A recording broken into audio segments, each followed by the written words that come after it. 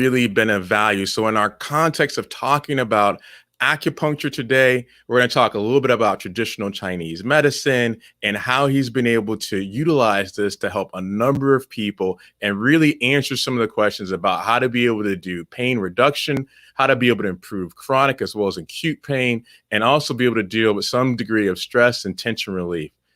And I'd like to add him in. Thank you so much, Paul, for joining us. How are you today? I'm doing great. Thanks for having me. Okay, so we're going to talk a little bit about acupuncture and get into some of the elements of having, understanding a little bit more. But before we kind of really even delve into all of this, how did you come about getting connected to acupuncture? Can you tell me a little bit about it? Well, it was kind of a long process for me. I didn't, grow up thinking, oh, I'm going to be an acupuncturist. I was one of those people that changed my major every year. I started out at the University of Notre Dame planning to go to law school, and I was a philosophy major. And after a while, I realized that I was enjoying my philosophy classes a lot more than my law classes. So I figured, well, maybe I don't want to be a lawyer.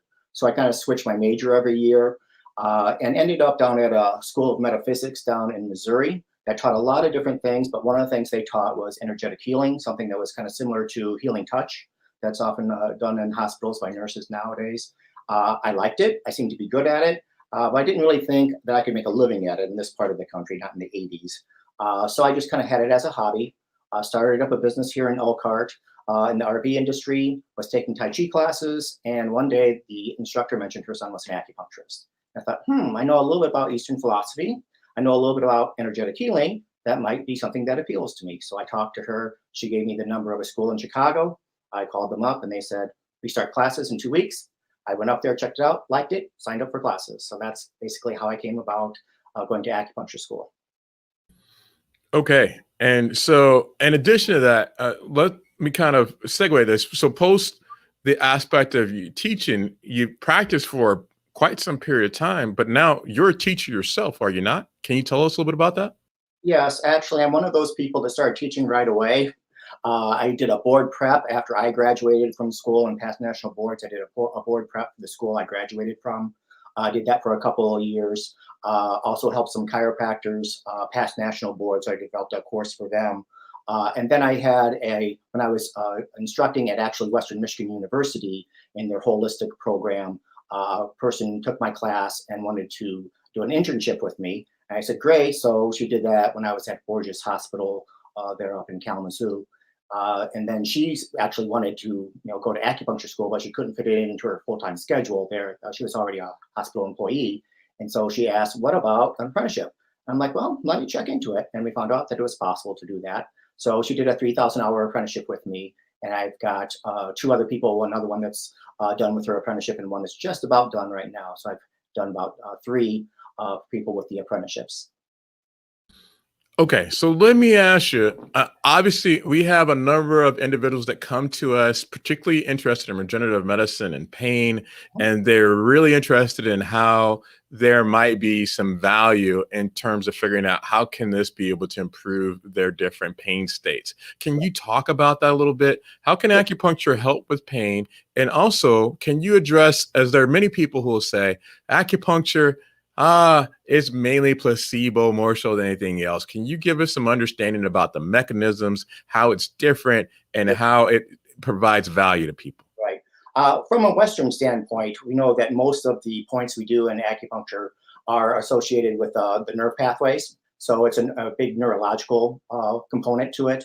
You stimulate the nerves, that stimulates the brain, that causes a lot of biochemical hormonal changes, endorphins and enkephalins, natural painkillers to help with pain relief. Also helps the body produce and release corticosteroids, so it helps with that inflammation. So both those things help. Most of the time we're doing some points, it just kind of depends on the area of the body that we're dealing with, but we usually do some points associated with muscles. So a lot of times it can help the muscles relax and release, deal with what they call the action potential of the muscle and interact with that and change that. So a lot of times people will get acupuncture in tight muscles or spasms or things like that. And they can also combine with chiropractic at the same time, or massage or physical therapy at the same time. So acupuncture is a great add-on most of the time for people that are doing certain things but want to kind of speed up the process, or, I'm not really getting a whole lot out of this treatment. Maybe I can add acupuncture to the mix. From an Eastern standpoint, It's about the flow of the energy, what they call the chi. And there's different types of pain relief, what they call B syndromes. And they can be classified by what they would call wind or heat or cold, dampness, that type of thing. It just kind of depends on exactly what type of symptomology is present with the pain. And then we always do local points, let's say shoulder.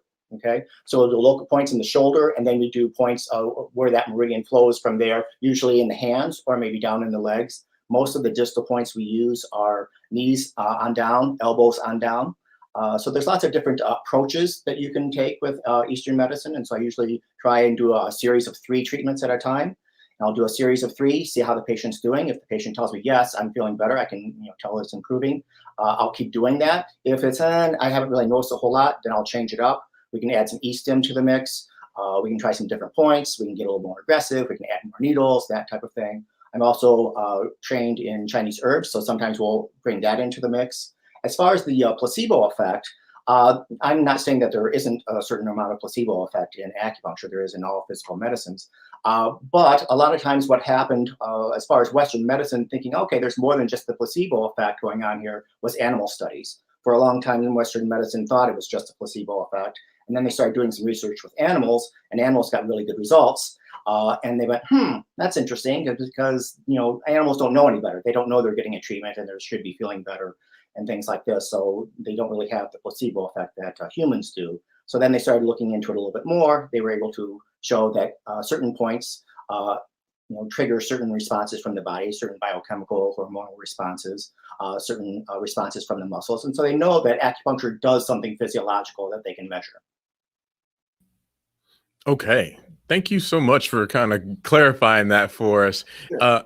I have a question for you in regards to, I think, and maybe you can tell me a little bit more, you practice traditional Chinese Right. medicine in forms of acupuncture. Can you tell us what that designation is and how it might differ from some other variants? Sure. TCM, the traditional Chinese medicine style, is kind of the most prominent and most, I would say, politically active of the acupuncture programs. It's the one that you really have to know to pass national boards. And there are certain schools that specify, primarily focus on that. I went to one of those schools. There are other types of schools that are more Japanese style oriented, or there's, French Meridian style. There's 5-element style. And those schools are great, and those styles are great. But in order to pass national boards, you really have to know the TCM. I did take some classes in other forms, Japanese style, French Meridian style. So I remember when I was doing the Japanese 5-element styles of acupuncture, and we did a clinic, I thought, oh, this is going to be great. I really like this style. I think this is the style I want to do. And then when we were in clinics, and I did a lot of clinical needling, I started, noticing that I wasn't getting as good of results in those clinics as I was in my TCM clinics. And so after a few of those clinics, I kind of made the designation that, maybe I'm a TCM style acupuncturist, because I seem to be getting better results in that style. So TCM kind of chose me more than I chose it, because my initial reaction to learning the different styles was that I was leaning in a different direction. But TCM style has worked well for me. It's kind of an all-encompassing style. It isn't as much of, there isn't as much time spent individually, one-on-one with a patient as with some other styles. Some other styles, they really block out an hour worth of time and they're there with that patient the entire time. TCM is, what I like about it is it's very get to the chase, get to the points right away, figure out what the diagnosis is. And we have a large volume of points at our disposal, more so than most other of the styles. And so I like that because it gives me more options for people. And you get your treatment protocol. You do it for about 3 treatments, see what happens. You can alter it. I kind of like the mental challenge of it because, like I said, there's lots of different options and lots of different point combinations I can do. So that kind of appealed to me. And, I like coming up with, okay, what can I try now? What can, the typical treatments that work for me with this patient, for whatever reason aren't working. Let's try some different points that theoretically could work. And so that's kind of a challenge and the fun aspect of it for me with acupuncture and TCM style. Okay. So, in mentioning that aspect of TCM, you mentioned that you kind of get to the chase, as you Right. stated, kind of almost right off the bat. One of the things that I'm kind of curious about, and I think our viewers are as well, is so what's the time frame for someone who has pain if you have been able to make, an effective diagnosis and you feel like you're getting a response? What's the number of sessions and the time that that would probably take as you're starting to try to impact that I usually pain with tell more people, yeah, significance? I usually tell people 6 treatments is a good fair test. By the end of 6 treatments, you should be noticing improvement. If you respond well, you'll be noticing improvement before that. So like I said, I like to do a group of 3 to start with. And for some people, hey, 3 treatments and they're doing quite a bit better. They're enough to notice, and they might even be down to 30 to 50% improvement already after 3 treatments. Other people, it takes a little bit of time, and it kind of depends on how complicated the situation is, and also how long it's been going on for. If you've had knee pain for 30 years, it's a little different than if you've had knee pain for 3 months, that type of situation. And then, of course, everyone responds differently. Not everyone responds as quickly as others. So sometimes, I've been doing it 23 years. So I have a pretty good idea what to expect from people. But I also know that sometimes you get a complicated person, you think, ooh, this is going to be difficult, and they respond really well. And sometimes you get a person that you think, like, let's say a tendonitis, carpal tunnel, or something like that. Okay, this is pretty easy. This will respond in 3 treatments. And you get to 6 treatments and they're still not responding. So people are unique, and you have to make your adjustments and do the best that you can. All right. So, Paul, I think that you're setting me up in a good way for being able to go to next questions. It's almost like I had given you the questions, which I did not. But the next question I was going to pose to you is, are there certain conditions that seem to have a better response to acupuncture than not, particularly within the pain dynamic? One of the things that we got from your site was that the different things that acupuncture can do is, promote wellness, increase flexibility, reduce stress, eliminates headaches, Mhm. improve digestion, all those type of things. But what I'm kind of curious about is, from that pain standpoint, are there certain things that seem like, yeah, this is a really good fit, and you would do yourself a disservice, rather the patient would do themselves a disservice if they didn't at least explore acupuncture as a potential option? Right. Some of the more common things that I treat that typically get good results, and I would say at least 75%. People that come to me for this think that acupuncture helps, would be like sciatica, tendonitis, carpal tunnel, migraines. Developed a pretty good protocol for migraines, and that can be tweaked a little bit here and there depending, because not everyone's migraines are exactly the same. But those things respond really well. It's rare when I get a patient that does a series of treatments and doesn't see at least some improvement in those areas.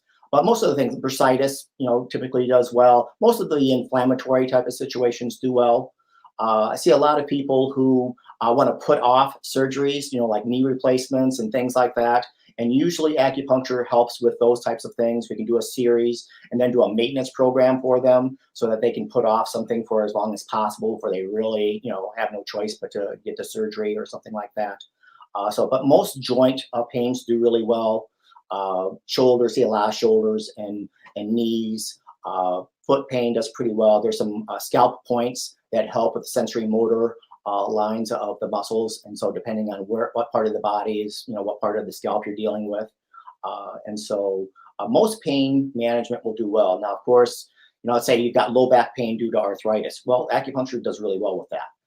But if you've got low back pain with arthritis and scoliosis and stenosis, along with sciatica, you got 4 or 5 different things going on. Well, it's a little more complicated then, and our expectations reduce a little bit. It doesn't mean that we can't help, but we might not be able to help as much as if you just had one of those things. Okay. So for those people who wanted to be able to seek you out, I think there's a number of places where you practice, from what I understand. As I understand it, I think you have seen patients at Journey Healing at Niles and Muscle Therapy, Acupuncture and White Pigeon. Right. But you also, as I understand it, have also see patients at Ray of Light. Is that correct? Which is obviously located right here at 1715 East Bristol, with the number, if you wanted wanted to reach out to you, at 574-264-2600. Is that correct? Is that one of the places where you reach? And are those the best places to reach you, or how would they go about finding you? Yes. Yeah, you can, call a Ray of Light. All the places I work will schedule me, through them. So you can call them and set up appointments. I'm here in Elkhart at Ray of Light on Bristol Street, Tuesday and Thursday all day and Friday morning. I usually tell people when they're doing, especially when they're first starting the series of treatments, the sooner you get in the series, the better. So if you can do twice a week, that works really well. If you can't fit in twice a week into your schedule, at least do once a week, because we need to get some momentum going. And so that takes a little bit. You don't want to have too much time in between the treatments, because then you kind of spin your wheels, so to speak, and not really make a whole lot of progress. But contacting Ray of Light directly, and they have a situation where you can go onto their website and schedule right there, and you request a time, and then we get back to you and confirm it. That type of situation, but it's pretty convenient here in Elkhart. Okay. Are there certain services that Ray of Light may do that work hand in hand in conjunction with the acupuncture techniques that you utilize? Sure, sure. We have massage therapy. That would probably be the most obvious case. There are a lot of times where people will do massage and acupuncture together. And I usually tell people, if you're doing a series of both, you don't have to see me as frequently that way. You can see me and then see the massage therapist and kind of alternate back and forth, that type of situation. Sometimes people will do, let's say they're coming to see me first, they'll do a series of acupuncture treatments, and they'll want to get in a series of the treatments with acupuncture first to kind of get an idea of how much it's going to help, and then add on, massage therapy. They have an infrared sauna, that a lot of people will use as well. And then they've got a lot of products, CBD oils, different aromatherapy situations. The owner is a certified aromatherapist. So lots of different products there that can help. So yeah, there's a lot of other things that they can do. Yoga. Oh yeah, and they have yoga classes that can certainly help as well, as far as helping with muscles and pain and things like that, and also stress, that type of thing. So Okay. So one of the things that patients have asked us before is there any patient in particular that you can recall in your treatment that you felt like you didn't think you were going to make an impact and you did, and they touched your heart and touched your spirit, and you're like, man, I'm so glad for what it is that I do? yeah, actually, the first place I worked was Indianapolis, right out of school, and I set up a satellite office in Fort Wayne. And an elderly gentleman came in to me to see me for headaches. Basically, had had some surgery, and ever since that surgery, had had a nonstop headache that was, like an 8-9 level headache. Ever since, never went away. And this was kind of a complicated person, because he was elderly, and when he came in, he was short of breath. Took a while getting to the table. I felt the pulse. The pulse was a little irregular. He also had some edema in his lower extremities, and I saw that he had a cardiologist listed as one of his physicians. And so I asked him, when's the last time he saw his cardiologist? And he said, oh, about 6 months ago. And I said, and what was the results of that? And everything was fine. And I said, I think you might want to contact your cardiologist again and see what's up.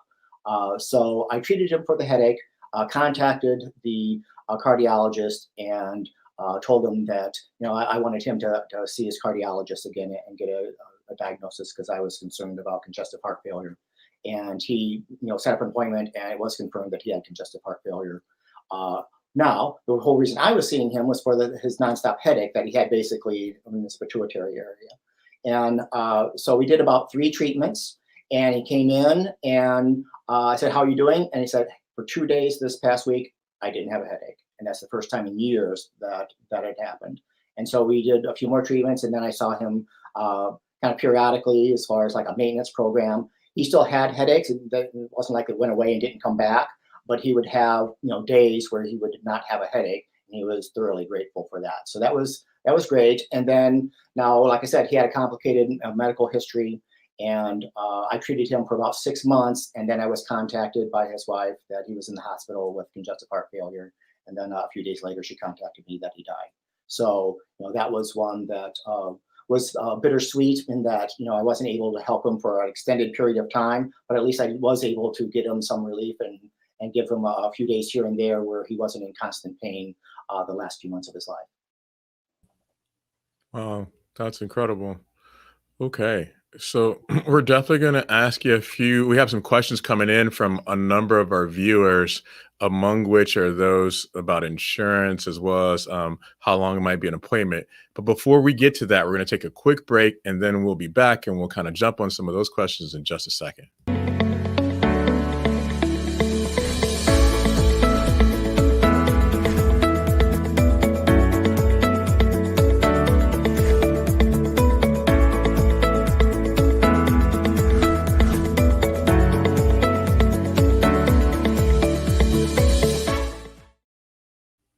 Hello, I'm Dr. Orlando Landrum with Cutting Edge Pain Relief. We're here bringing you insight about acupuncture with one of the best acupuncturists in this area that's talking about a number of different things so you can have an understanding about how this modality might be a good fit for you. And I'm joined here with Paul, who is so gracious to give us his time to be able to answer some of my basic questions so that we can be able to actually be able to provide some value to our patients as well as to our viewers. And as I understand it, one of the questions that came in is the following: is in general, how long is an appointment? Can you give us some insight about that and what might make that appointment length change or differ at all? Right. I would say the average first appointment is about 45 minutes. Once I get the needles in, I usually leave them in for 25 minutes. So it just kind of depends on how much talking we want to do. If it's something simple like carpal tunnel or bursitis of the shoulder or something like that, usually that isn't too long a discussion. But sometimes it can be pretty, complicated. And if a person, because we also do extensive history, so sometimes I have to ask questions about surgeries or past cancers or something like that. So it can get complicated with patients, and so that would make it last a little bit longer. And then some people just take a little bit longer to get into the room, get on the table, get undressed, all that type of thing. So that can make it last a little bit longer as well. But I would say on average, the initial treatments are in the 45-minute, 50-minute range, and then follow-ups. Again, as long as we don't have anything new to discuss and things, are more like 35 to 40 minutes. Usually, especially if we're just focusing on one thing, those are pretty easy follow-ups as far as nothing elaborate. A lot of times, though, people will come in and they'll have multiple areas they want to focus on. And so we'll have them pick, okay, what is the primary thing that you want? What's the first thing you want to deal with? And then after that starts, getting better and resolved, then, okay, now that my, headaches are better, I'd like to work on my knee pain. Okay. And then, we can go into a little bit more discussion about, exactly what's going on there. So sometimes, depending on if, we want to shift gears, so to speak, those treatment times can be a little bit longer because we have to discuss those a little bit more detail then. Okay, thank you for that. Is there ever a time where insurance happens to cover acupuncture costs at all? It can. None of the places I work actually file insurance claims because it's kind of not cost efficient for them to do that. Primarily because there isn't a whole lot of insurance coverage, and then when you deal with insurance coverage, that opens up a whole new can of worms in terms of what you can and can't do, and all the protocols and things like that. But we always tell people, check with your insurance company. There are some insurance companies that do cover acupuncture, and then we can give you the forms, super bills and things like that you can submit to get reimbursed. You still have to pay up front, but you can get reimbursed through your insurance companies. It's always worth your while to check with your insurance companies because sometimes they surprise you and sometimes they do cover, and sometimes you have to go through a few hoops to get it covered, right? You have to do, go through their protocols and things. So, but yeah, there are times when insurance can cover. So it's definitely worth your while to check it out. Okay. Are there any medical conditions or medications or other topical creams that would make someone not be a candidate for acupuncture? Well, there are some things that we have to be concerned about. Probably the most obvious would be a person that's had lymph node removal and then they have needle restrictions. Usually what happens with that is there's a certain part of the body that they can't have needles. It might be like a left arm or a right arm or something like that. So lymphedema type of people can be an issue. So we have to screen for that. Hemophiliacs would be someone. Now, actually, I have treated a hemophiliac before. But we certainly have to be very careful with that type of situation. Hey, Paul, can I interrupt for a quick second? I know that you're really on top of it. You're a phenomenal acupuncturist. You're very well versed, but some of our viewers don't know what a hemophiliac actually happens Someone to who has a be. bleeding disorder. So, So they'd have a bleeding disorder where they get a small cut. It could continue to bleed for an extended period of time. The person that I saw had that condition, but wasn't a severe type of condition. It's not like they would cut themselves shaving and oh my God, they got to go to the hospital or something like that. So I screened him, and we came up with a protocol. I mean, obviously in acupuncture, you're trying to avoid blood vessels, right? But sometimes it's not always you're not always able to do that. So we just picked out a protocol of points that would be less likely to cause any problem. And I did very shallow needling with very tiny needles. There's different sizes of needles, and there's different depths that you can go with and get a result. So we just did very shallow needling with very small, thin needles. And she didn't have any problem, or he didn't have any problem. okay, Paul. So now you have led me to the question that I think is on everyone's mind, because you mentioned small, thin needles. And I'm sure everyone is like, why would you not use a small, thin needle everywhere? So does this hurt? And if so, how long does it hurt for? Take it away, Paul. All right. So typically acupuncture does not hurt. It doesn't mean that you won't feel something. I am sticking a needle in you. So you will feel a little, what I use is a little insertion tube. And I tap the needle in. So there's a tap type of sensation. And most people feel that without really feeling any pain. Now, it doesn't mean, one of the things that we're doing is we're stimulating the nerves, right? So sometimes you will get a nervous reaction or a muscle reaction to the needle going in. And so you can feel that. And it can be a situation, ooh, I felt that, shoot down my arm. That was interesting. It's like, yeah, that's exactly where the nerve pathway goes. So, typically you'll have one or two of those that you'll feel a little bit more than the others. But the great majority of time, you don't feel much at all. In fact, a lot of times, especially if I'm treating a back type of condition, I'll put in a few needles, ask how they're doing. And most of the time they're like, oh, are you putting them in? I'm like, yeah, I've already put in 4 needles. I'm like, oh, okay. That doesn't, I didn't feel much. So,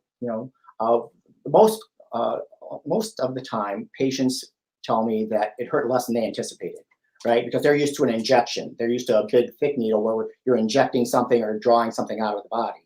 These are hollow needles, so they're about the size of a human hair as far as thickness. Now, sometimes I might have to use a thicker needle. Why would I use a thicker needle? If I want to go in a little bit deeper, if I want to go into a muscle, we need a little bit thicker needle so it can do what it needs to do without breaking. We don't want the needle to break. That would be a big problem.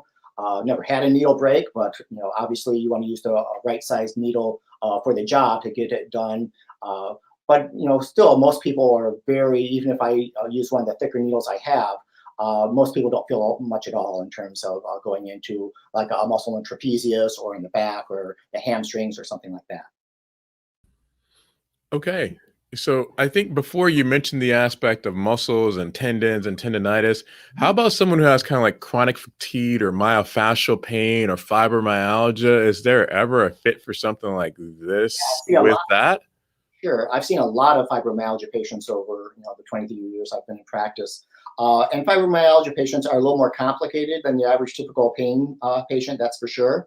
What I typically do with fibromyalgia patients is, okay, let's pick an area in terms of upper body, lower body, because a lot of times they hurt all over. Just kind of depends on the day and things, and I can't stick 100 needles in them. Right? There's definitely a point of diminishing returns in terms of the needles. I like to stay in the 20 range with the needles, and that's fairly easy to do if we're dealing with upper back, neck, arms, hands, or if we're dealing with low back, legs, feet type of situation. So I usually have them pick one of those situations, get in a few treatments, and that's usually a person that we're probably going to do 6 with. See if we can get some results with them with that. And then we can switch to the other side if they want to in terms of, okay, now that we've had some success upper body, let's go lower body. One of the other things that I treat for fibromyalgia patients is what they call fibro fog. Kind of the same type of treatment I do for what they call chemo brain, because when I was at Memorial Hospital, I was part of the oncology department. So I've had a lot of success treating that in terms of Basically, it's a chi and blood stimulating treatment that help the blood circulate up to the brain, and usually helps with focus and feeling a little more centered, and not being so foggy, and why did I turn down this road? What am I doing in the room? And having problems with memory and cognitive type of responses. Okay, Paul. So those of our viewers who may not remember, let me ask you this. Where again are you located if someone wanted to come see and actually be evaluated? Yes, in Elkhart here, I'm at Ray of Light on Bristol Street. So yeah, 1715 East Bristol Street, and it's got the phone number there for us, 574-264-2600. I'm here Tuesdays and Thursdays all day, and then Friday mornings. I also practice at Muscle Therapy and Acupuncture Center in White Pigeon, and Evolve Healing Arts in downtown Niles. Okay. What are some of the common myths about acupuncture, and how would you go about debunking them? Well, I think one of the primary ones is that it's voodoo medicine, or it's just placebo, that type of situation.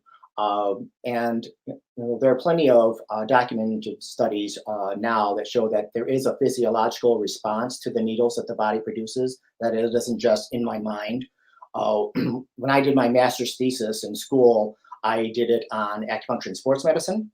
And one of the studies I cited in that was a research study out of the University of Toronto, and where basically they hooked up someone to an MRI type of machine and stimulated a point down by the little toe that's known for helping eyesight issues, night blindness, that type of thing. And so they stimulated that point, and the MRI showed that machine showed that there was increased activity in the visual cortex of the brain. And then they stopped stimulating the point, and then it went back down to, over a period of time, to the normal levels. They stimulated the point again, shot back up again. They did it with multiple times with multiple different patients, and they were able to repeat it. And they're like, the conclusion was that this point does stimulate the visual cortex of the brain. We don't know why, we don't know how, but we're able to document that it does. So there's plenty of those types of research studies that show us that there is some physiological things going on. We may not understand exactly how and why, but we're able to document it. Okay. So from an acupuncture standpoint, are there certain things that you're curious about right now that may lend themselves to further investigation? Well, there's always a lot of research studies going on with acupuncture. The big issue I have with a lot of the research studies is that sometimes the protocols aren't that great in terms of when you take a look at a protocol for an acupuncture study, it may not be points that we would typically use for that type of condition, or they would use what they call placebo acupuncture, where they would do acupuncture in different points compared to acupuncture at other points, and so you're comparing kind of two different sets of points. And so I would say, well, that's not really placebo. If you're really going to compare it to a placebo, you wouldn't do any acupuncture at all. You would do something that simulates acupuncture without actually breaking the skin and without leaving needles in. And that's one thing that every once in a while I'll see a study that does that.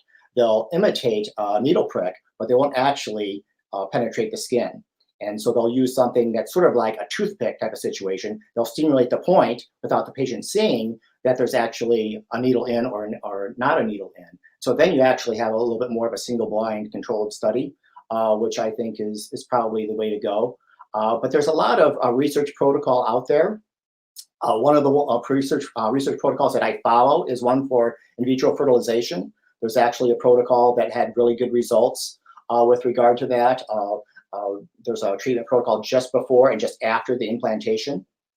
And I've had really good success with that. Did that up at Borges Hospital because they have a fertility clinic up there that's pretty well known.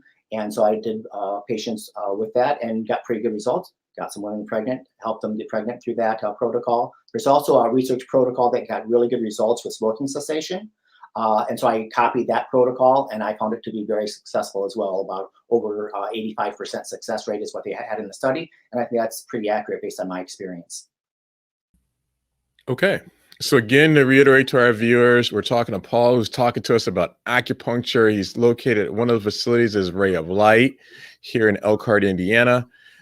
For those of you who follow us on both our Facebook as well as our YouTube channel, again, just to kind of remind you, please subscribe to our channel and you be able to get other videos that actually talk about different options that are available for people and how they can be able to treat their pain.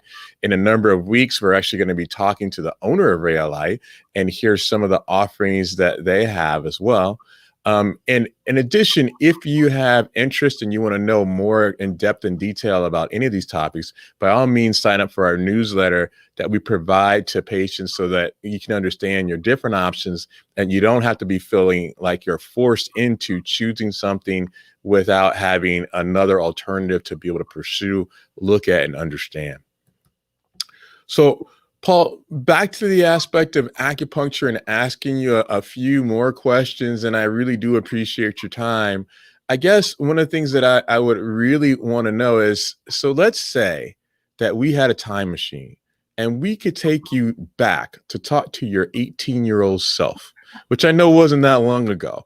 But if you could talk to your 18-year-old self and you could say, hey, buddy, this is what you need to know about acupuncture, what would you tell him? Well, I would definitely tell my 18-year-old self to look into acupuncture because when I was 18, acupuncture wasn't talked about. I mean, I was, growing up in southwestern Michigan, and northern Indiana, and no one talked about acupuncture. So I didn't really know too much about acupuncture at all. I didn't know where to go to find out about it or anything like that. Even when I went to school in the, in the 90s, it was, pre.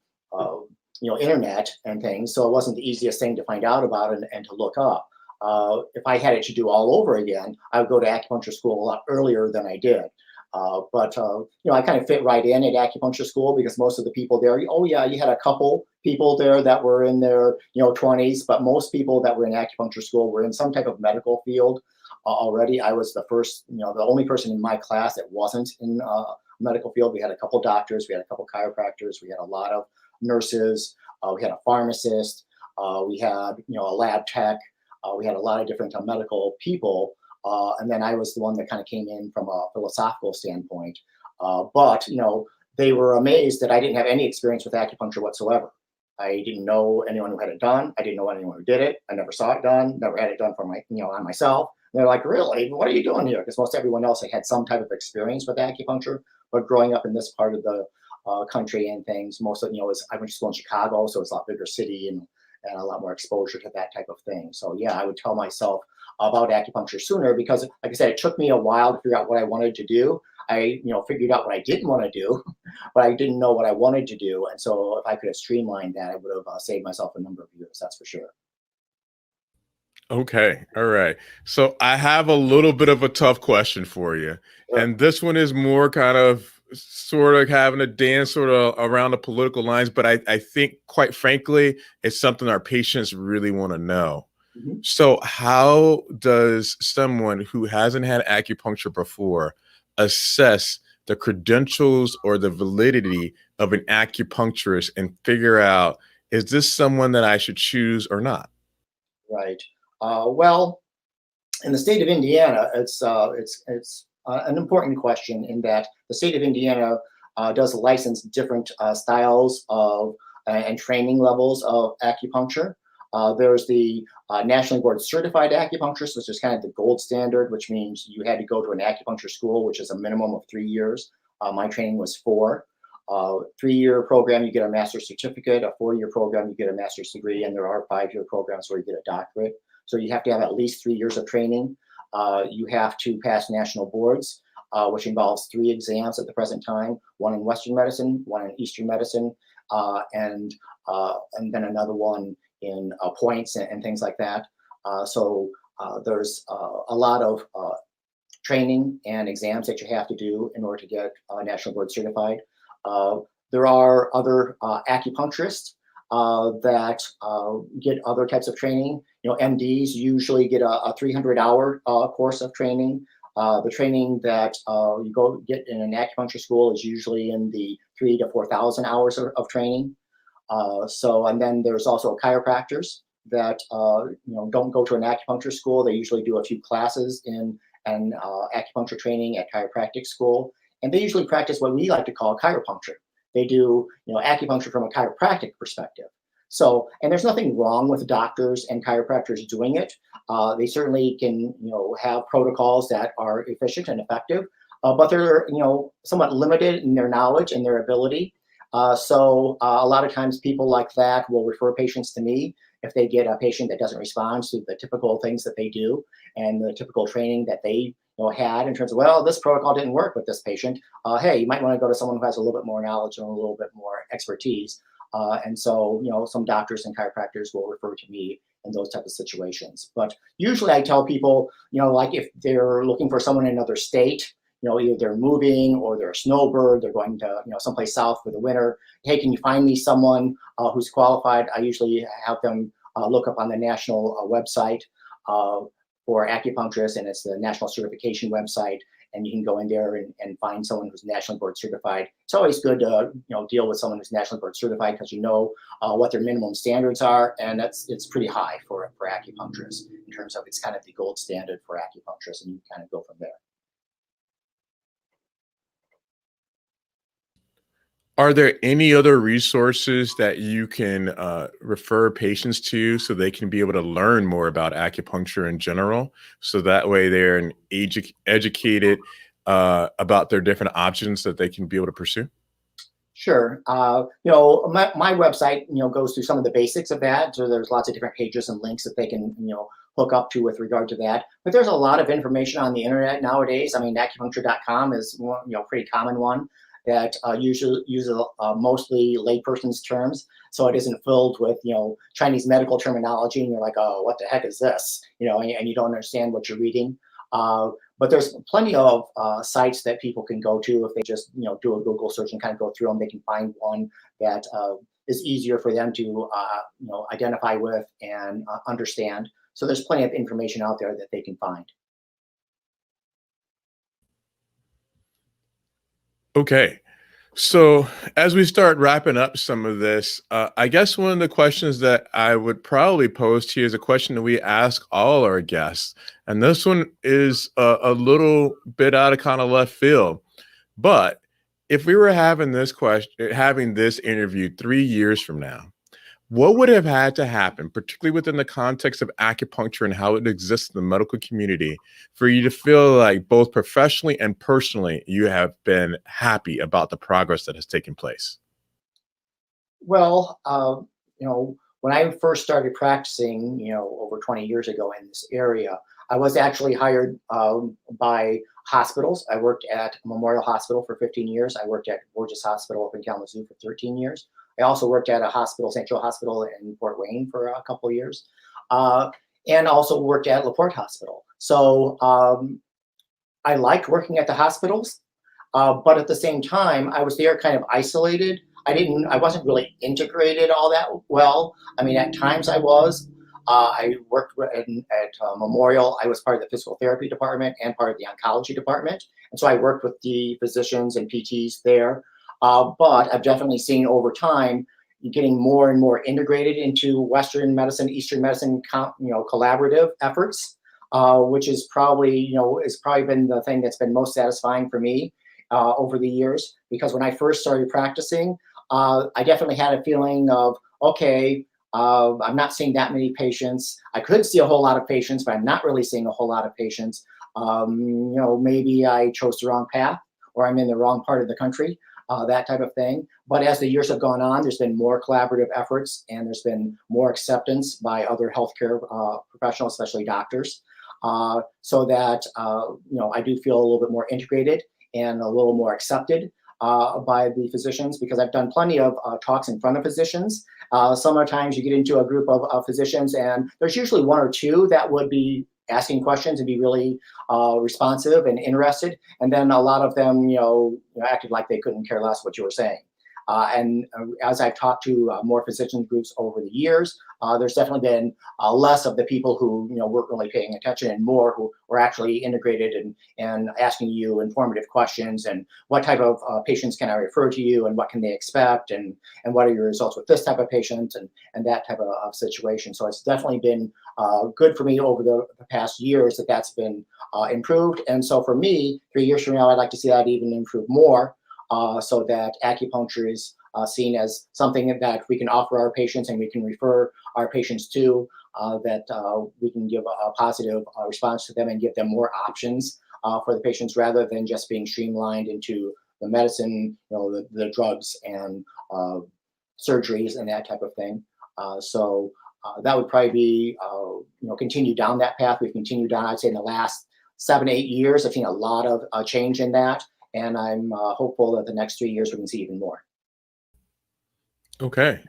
And what unique skills do you possess that you feel like helped you be so successful with being able to deliver care and help people the way that you do?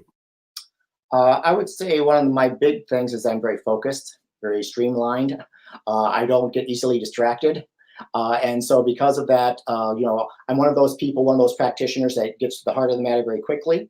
When I was in, acupuncture school and we were doing our training and doing our clinicals, some acupuncturists in training would take a lot of time coming up with a diagnosis and things. And I would be like, well, I figured that out 20 minutes ago, that type of situation. So it does help me kind of get streamlined, get straight to the heart of the matter and come up with a good protocol right away. And because I like mental challenges, the complicated patients sometimes are my, funnest patients and my most satisfying patients, because you can start with some of the streamlined type of protocols that I've developed over the years.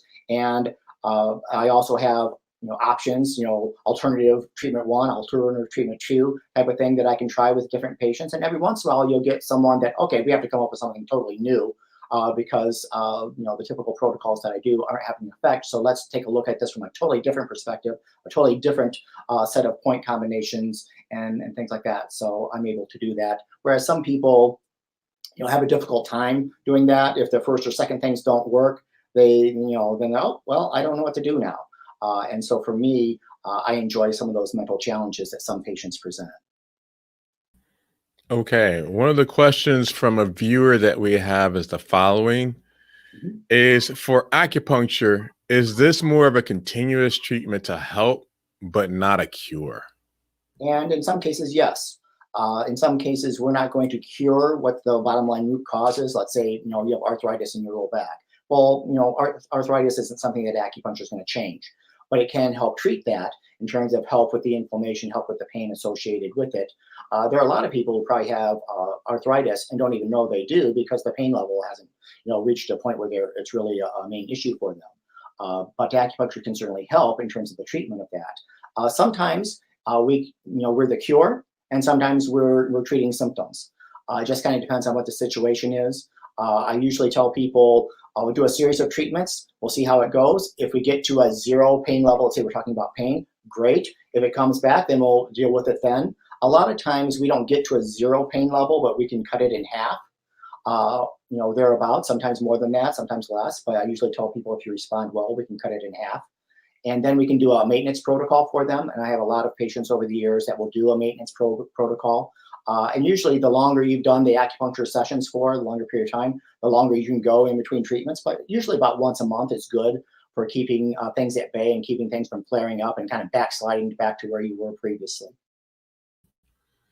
Okay. So being respectful of your time, we want to kind of wrap up with this being probably our last question. But if you could have asked, if you could step into my shoes and have asked you anything, was there something that I missed that you feel like I should have covered? Can you tell me something else that might be a salient point for us to have better understanding? I can't think of anything right offhand. I mean, we've covered most of the things that are typically covered by people when they're asking questions and I'm doing presentations, either if it's for a group of physicians or a group of patients. Obviously, I've done a lot more presentations for groups of patients or potential patients that have questions about what acupuncture is good for, what it's not good for. I always tell them that the more serious a situation is, the more complicated the situation is, the more an issue that acupuncture might not be as effective. Like for example, PMS usually works really well for that. For endometriosis, that's a little more complicated. For IBS, usually works really well for that. But for like Crohn's disease, diverticulitis, it's a little more complicated. So those types of situations. I always tell people, hey, it's worth a shot. We can do a few treatments and see if it responds for you, because in each of those situations that were more complicated, I have had some successes. I just had a lot more failures in those than in the situations of PMS or IBS. Okay, fine. That was way too easy for you. We'll make this our last question. All right. So let's say that funds unlimited, you could build the biggest billboard you possibly could. Succinctly, what would you put on that billboard explaining about acupuncture and why? Well,